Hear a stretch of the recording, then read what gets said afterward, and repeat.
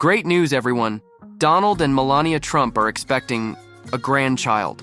Yes, you heard it right. The former president just dropped the baby bombshell at the Detroit Economic Club, announcing that his youngest daughter, Tiffany, is pregnant with her first child. She's an exceptional young woman, and she's going to have a baby, so that's nice. Now Tiffany, who's 30, and the daughter of Donald and his ex-wife Marla Maples, is expecting a little one with her husband, Michael Boulos, who's 27. Can you imagine the family gatherings?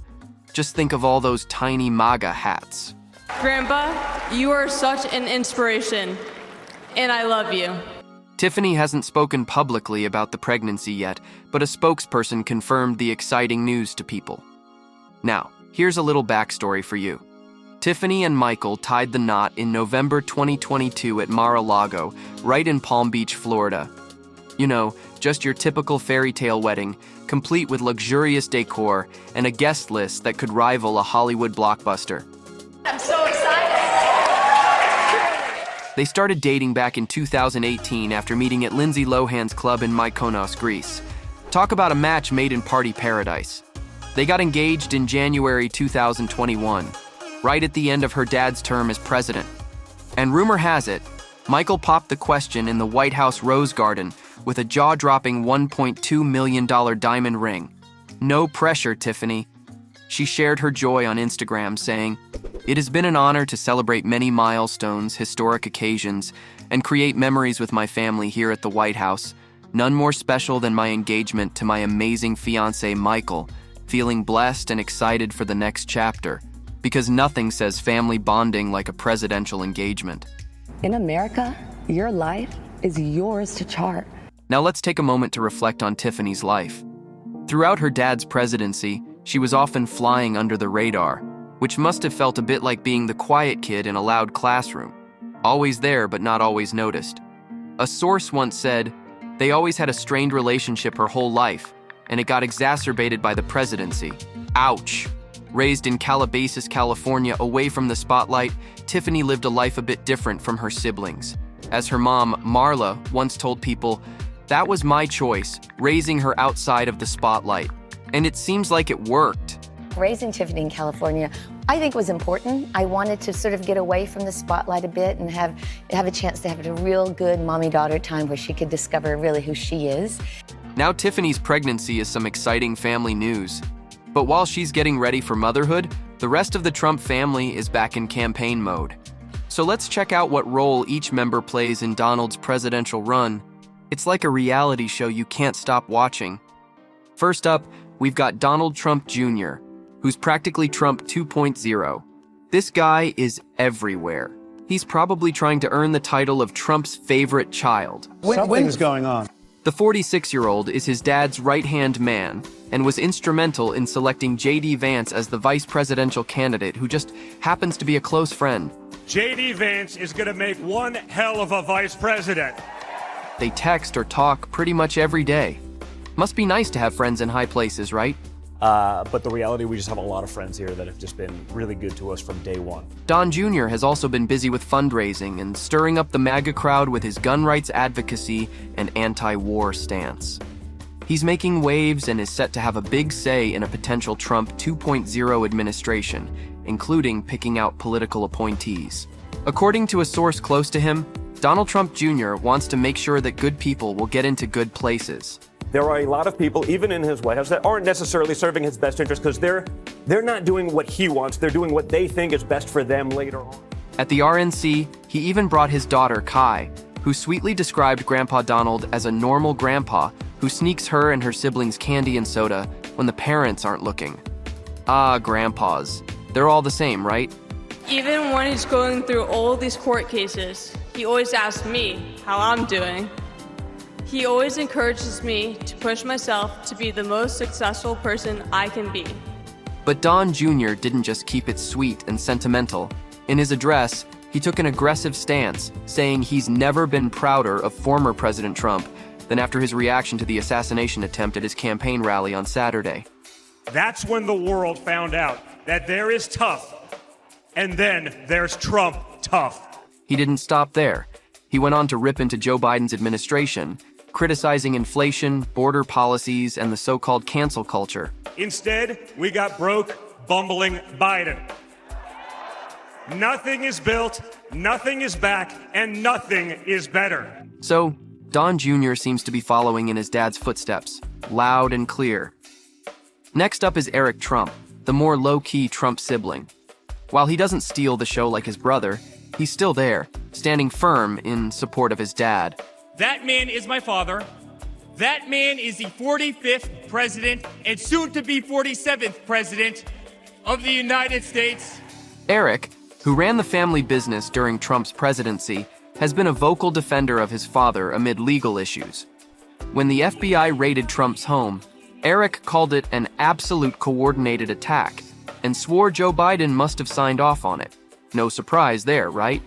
At the Republican National Convention in Milwaukee, Eric took the stage to remind everyone that his father left behind his business empire to save the soul of America. He decided to leave behind the comforts of an unbelievable business empire, to leave behind everything he had ever built, to answer the call to serve our nation. And now for the wild card, Lara Trump, Eric's wife.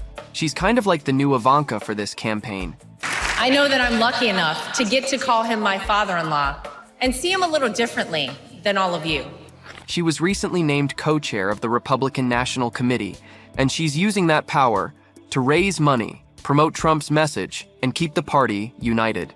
Sometimes you have to sit back and let Trump be Trump, as we've all heard before. And I promise you, this is a man who understands politics, I believe, better than any person I have ever met. At the RNC, where the nominee's spouse typically speaks, Lara stole the spotlight instead, praising Donald as a great dad and granddad. But when I look at Donald Trump, I see a wonderful father, father-in-law, and of course, grandfather to my 2 young children, Luke and Carolina. And even though she's been part of Trump's inner circle for years, this is the first time she's wielding real power within the Republican Party. Political experts say Lara is bringing a much-needed female presence to Trump's campaign, a dynamic that was missing before. Looks like Lara's ready to make her mark in a big way. This is a man who has sacrificed for his family, and a man who has truly sacrificed for his country. Speaking of female presence, you might have noticed that Melania Trump has been notably absent from pretty much everything, including her husband's campaign launch, rallies, and court appearances. And I want to show them that I don't care. Her absence sparked a "Where's Melania" trend. Who knew she'd become the campaign's biggest mystery? I was surprised. But just when everyone was starting to think she'd become a myth, she finally broke her silence after an assassination attempt on Trump, sending a heartfelt letter urging unity and saying, "We all want a world where respect is paramount, family is first, and love transcends. We can realize this world again. Each of us must demand to get it back." What is more, Melania made a rare appearance at the RNC. On this journey, I am deeply honored to be joined by my amazing wife, Melania. She made her grand entrance solo in a striking red skirt suit. She took her seat next to vice presidential nominee J.D. Vance, and Trump was all smiles, giving a shout out to her heartfelt unity statement. And Melania, thank you very much. You also did something really beautiful, a letter to America calling for national unity, and it really took the Republican Party by surprise. I will tell you, it was beautiful. However, this rare appearance didn't come without its usual Trump couple awkwardness. Melania Trump was caught on camera doing what she does best, sidestepping a kiss from her husband. Yep, she just casually dodged it like she was avoiding a bad case of morning breath. Well, it's these little moments that keep us all on the edge of our seats, wondering what's really going on behind those closed doors. Then there's Ivanka Trump and Jared Kushner. When Trump won in 2016, Ivanka and Jared were front and center, even earning the nickname Team Trump. But let's not forget the drama. Many critics saw them as symbols of nepotism. How could somebody successfully win the presidency who had never been engaged in politics? And my father did that, and Jared was instrumental in helping his campaign succeed. Then, after Trump lost in 2020, Ivanka and Jared took a step back from the spotlight. Ivanka announced she was focusing on her family and supporting her dad from the sidelines. And I am very vehemently against family separation. So, when she made an appearance at the 2024 RNC, it was brief but noticeable. She and Jared showed up on the final day of the convention, just after Trump signed the official nomination paperwork.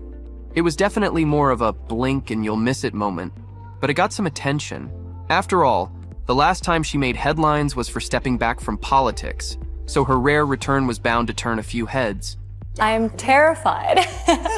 I'm excited. Now, could it be that Ivanka stepping back isn't just about family time? Remember the rivalry between her and Melania during Trump's presidency?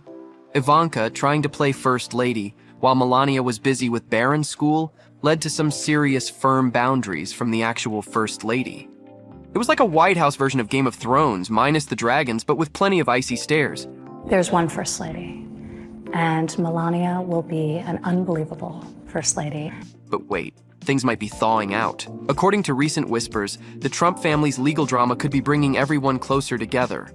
That's right, the same legal troubles that have been all over the news might be melting those icy tensions between Ivanka and Melania. Could this mean Ivanka's gearing up for a return to politics, or is she just dodging those family dinners where things could get awkward? Time will tell.